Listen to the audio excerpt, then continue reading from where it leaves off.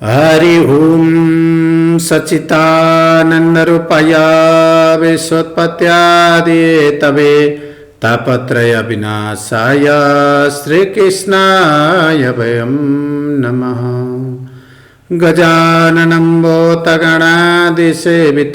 कपितजम्बो फलचारुभक्षणम् उमासुतं शोकविनाशकारकं नमामि विघ्नेश्वरपादपङ्कजम्।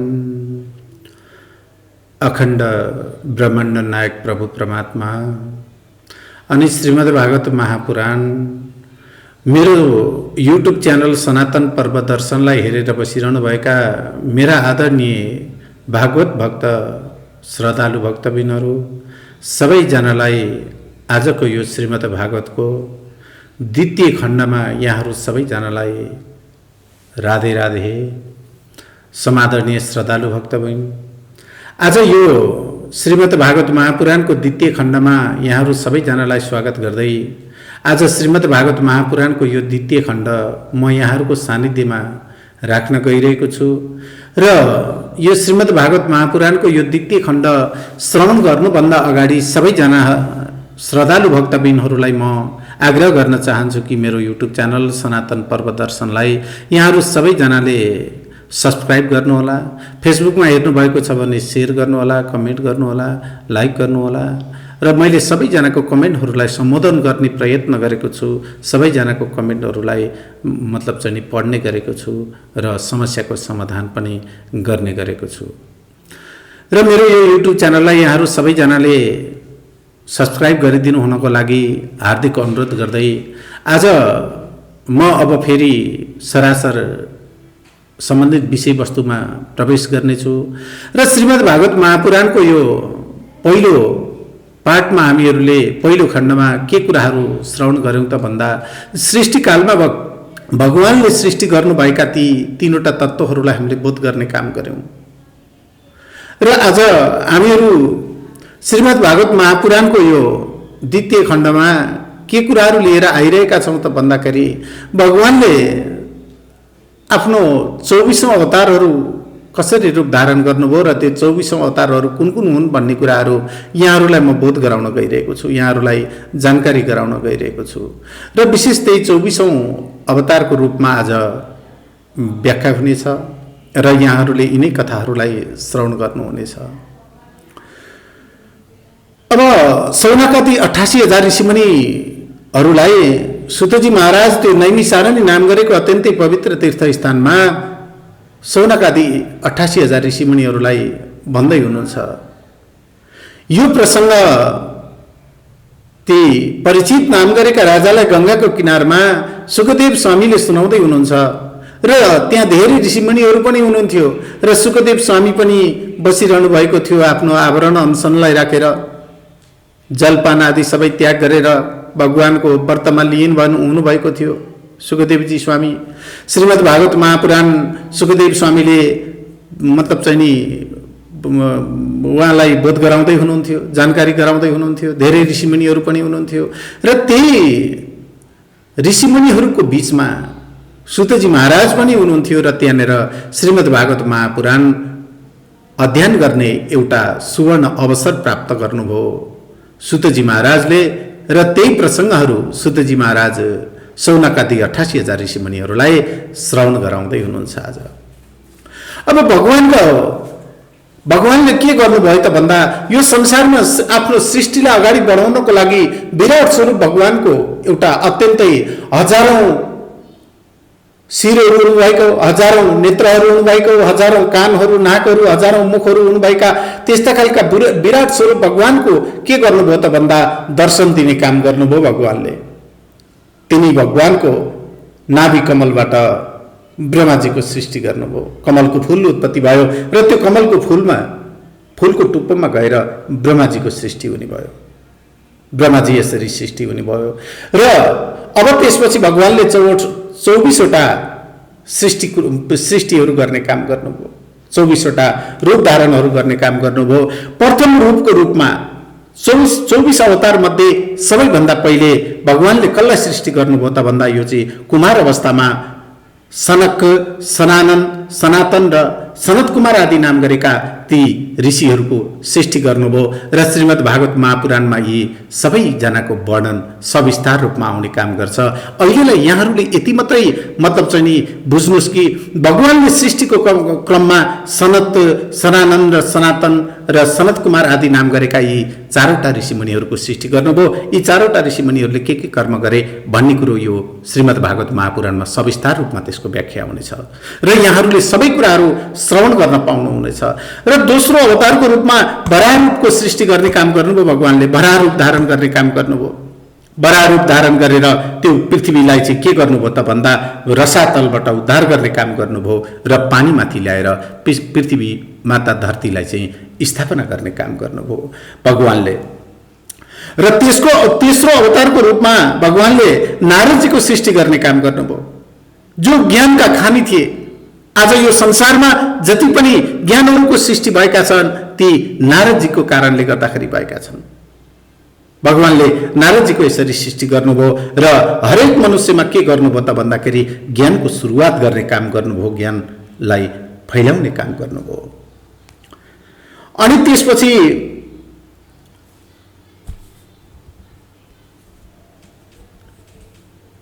यसैमा कर्मबन्धनबाट मुक्त हुने विषयमा लाई लिएर विभिन्न किसिमका ज्ञानहरू मतलब चाहिँ नि नारदजीले के गर्ने काम गर्नुभयो त भन्दा सृष्टि गर्नु काम गर्नुभयो। र चौथो अवतारको रूपमा अब धर्मकी पत्नी मूर्ति देवीको गर्भबाट नारायण अवतार हुने काम गर्यो।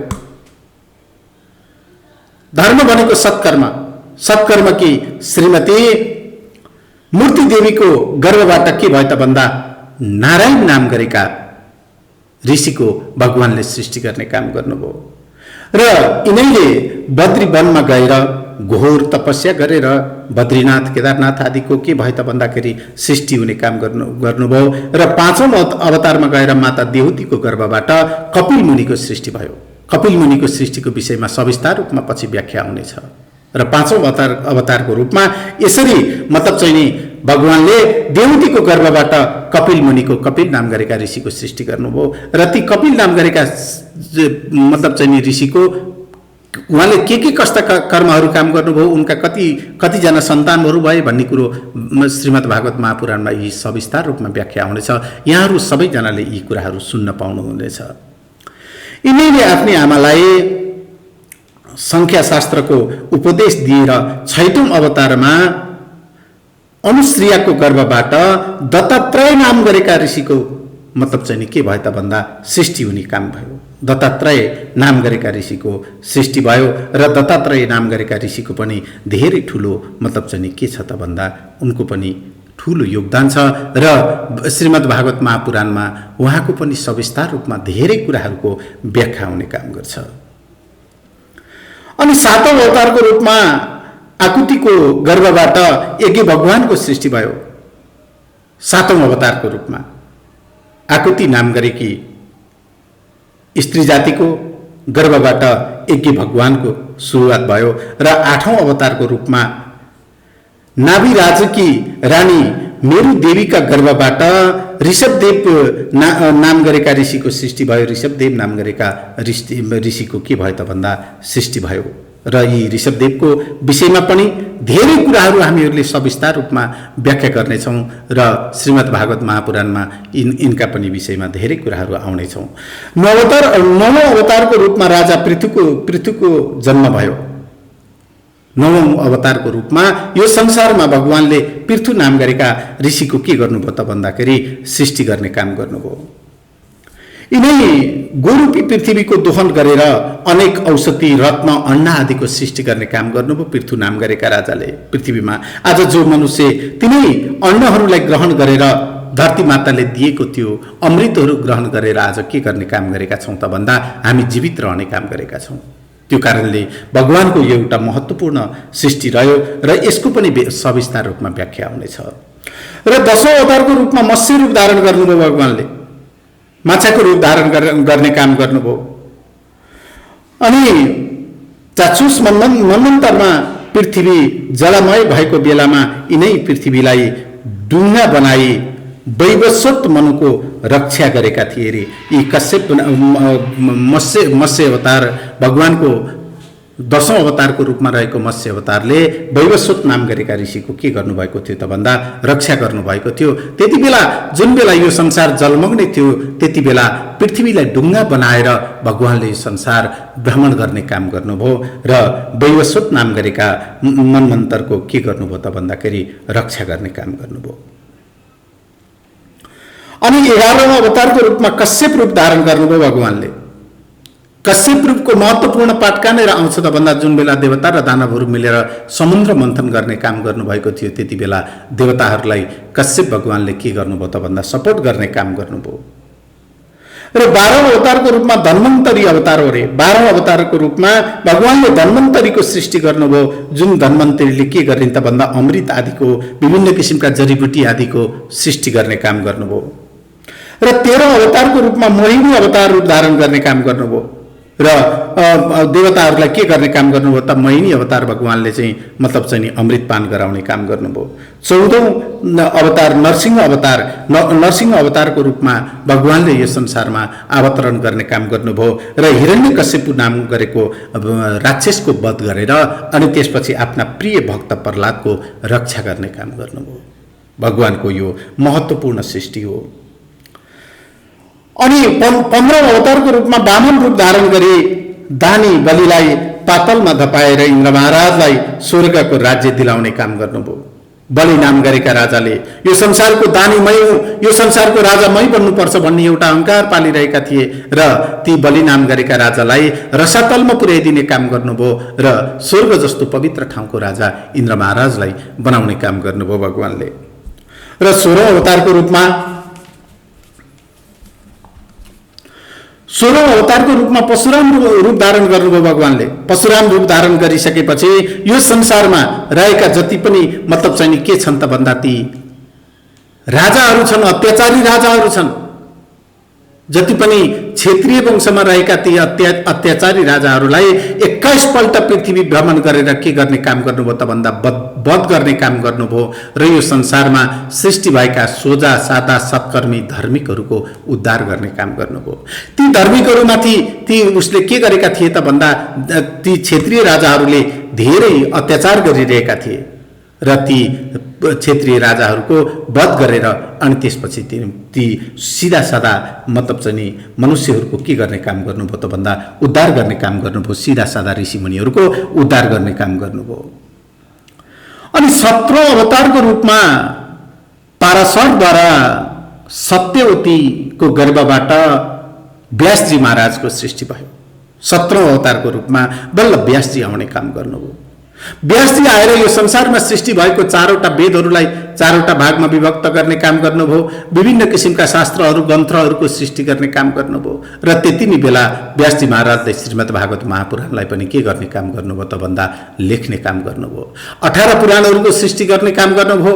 विभिन्न उपमहापुराणहरूको सृष्टि गर्ने काम गर्नुभयो। विभिन्न ग्रन्थहरूलाई लेख्ने काम गरेर अनि त्यसपछि त्यहाँदेखिबाट आएर चाहिँ के भयो त भन्दा हाम्रो शास्त्रहरू लिपिबद्ध रूपमा सृष्टि भए। त्योभन्दा अगाडि श्रुति मात्रै थियो, सुन्ने मात्रै थियो, सुनेर बताउनु पर्ने थियो र त्यति बेला व्यासजीको पालादेखि चाहिँ के भयो त भन्दा हरेक चिजहरू लिपिबद्ध हुन थाले र हरेक चिजहरू लेखेर प्रस्तुत गर्ने काम भयो।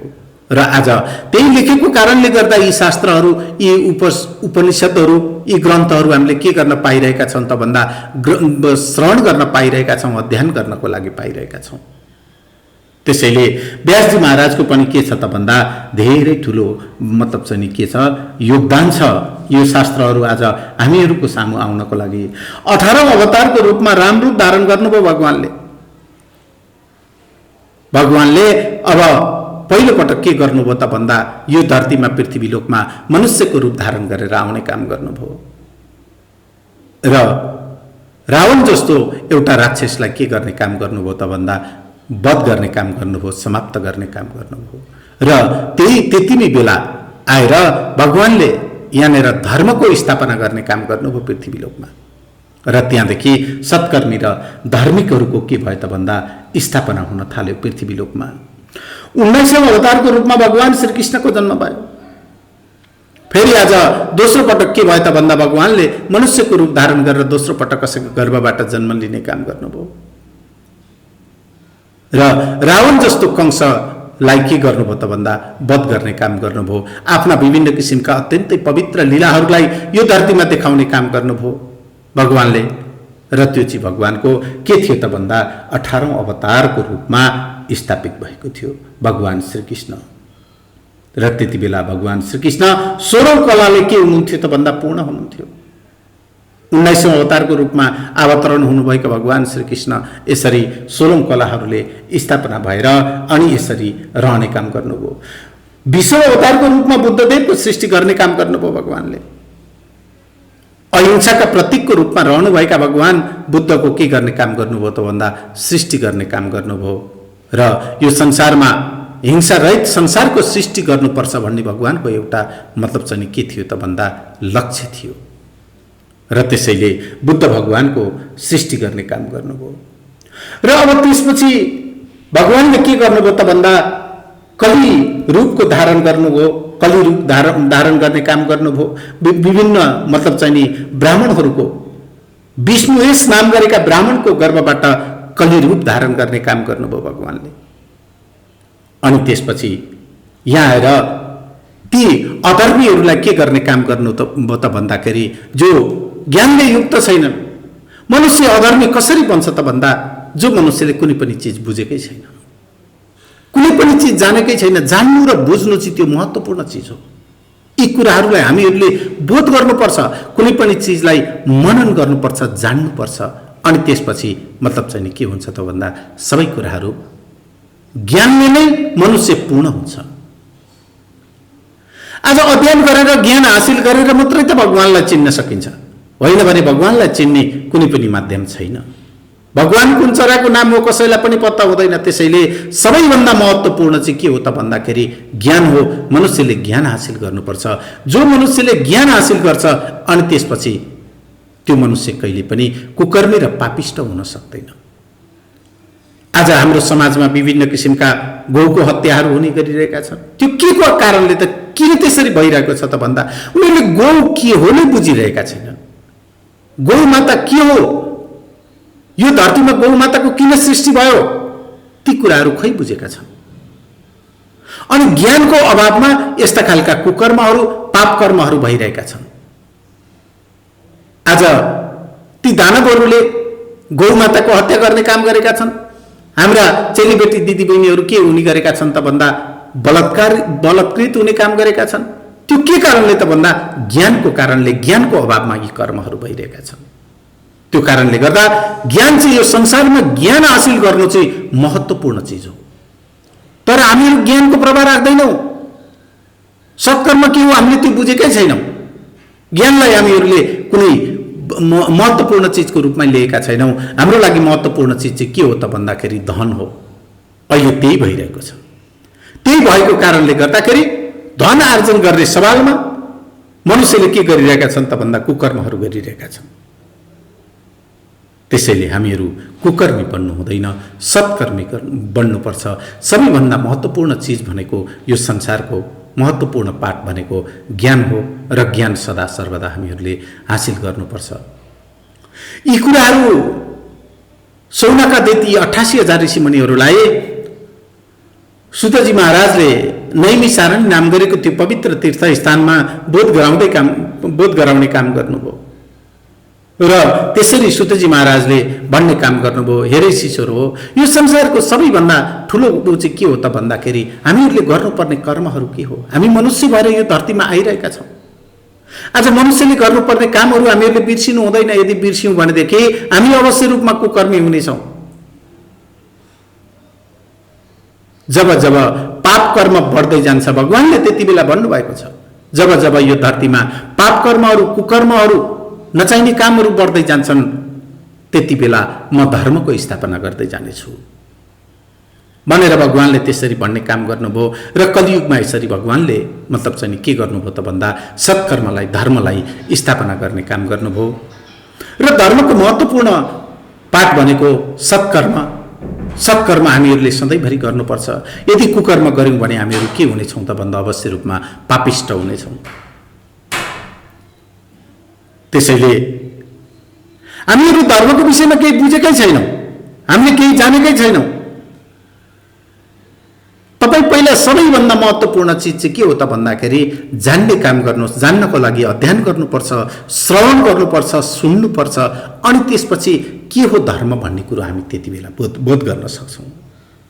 हामीहरू कुनै पनि चिज सुन्दैनौँ, कुनै पनि चिज अध्ययन गर्नतिरै लाग्दैनौँ, अध्ययन छैन, अनि त्यसपछि के हुन्छ त भन्दाखेरि धर्म के हो नि बुझेका छैनौँ, सत्कर्म के हो नै हामीले बुझिरहेका छैनौँ। आजको यो दोस्रो पाठमा, श्रीमद् भागवत महापुराणको यो दोस्रो पाठमा, अब यो पाठ हामीहरूको अब कहिलेसम्म चल्छ? अब यो एउटा महाग्रन्थ हो, यो ग्रन्थ कहिलेसम्म चल्छ त्यो म पनि भन्न सक्दिनँ। मेरो लक्ष्य भनेको यो चतुर्मासभित्र भनेको कार्तिक शुक्ल पक्षको पूर्णिमाभित्र सिद्ध्याउने एउटा लक्ष्य छ। त्यो लक्ष्यका साथ म लागि परेको छु र अवश्य रूपमा हामीहरू त्यति बेलासम्म सक्ने प्रयत्न गर्छौँ र सकेनौँ भने पनि त्योभन्दा अगाडि पनि हामी बढी नै रहनेछौँ। र भोलिको दिनमा फेरि यहाँहरूका सानिध्यमा म श्रीमद् भागवत महापुराणको यो तेस्रो पाठ लिएर यहाँहरूको सानिध्यमा अवश्य रूपमा उपस्थित हुनेछु। आजलाई भगवानका यिनै 24 अवतारको रूपमा हामीहरूले व्याख्या गर्ने काम गर्यौँ र यसको सविस्तार व्याख्या होइन, सविस्तार व्याख्या त आउँदैछ। हामीहरूले भगवानले रूप धारण गर्नुभएका ती 24 अवतारहरू चाहिँ कुन कुन हुन् त्यो कुराहरू मात्रै मैले यहाँहरूलाई बोध गराउन चाहेको। र अब यी 24 अवतारहरूले कुन कुन कालखण्डमा के कर्महरू गरे भन्ने कुरो हामी श्रीमद् भागवत महापुराणमा अवश्य रूपमा श्रवण गर्नेछौँ। र तबसम्मको लागि भोलि फेरि म तेस्रो पाठ लिएर यहाँहरूको सानिध्यमा अवश्य रूपमा उपस्थित हुनेछु। तबसम्मको लागि मेरो युट्युब च्यानल सनातन पर्व दर्शनलाई सबैजनाले सब्सक्राइब गर्नुहोला। युट्युबमा हेर्नुभएको छ भने सब्सक्राइब गर्नुहोस्, कमेन्ट गर्नुहोस्। फेसबुकमा हेर्नुभएको छ भने लाइक, कमेन्ट र सेयर गर्न अवश्य रूपमा नबिर्सिनुहोला। तबसम्मको लागि आजको यो श्रीमद् भागवत महापुराणको दोस्रो पाठलाई यहीँनिर म विश्राम गर्नेछु र भोलिको दिनमा फेरि तेस्रो पाठ लिएर यहाँहरूको सानिध्यमा अवश्य रूपमा उपस्थित हुनेछु। तबसम्मको लागि सबैजनालाई राधे राधे। सर्वे भवन्तु सुखिनः, सर्वे सन्तु निरामयाः, सर्वे भद्राणि पश्यन्तु मा कञ्चित् दुःखभाग् भवेत्।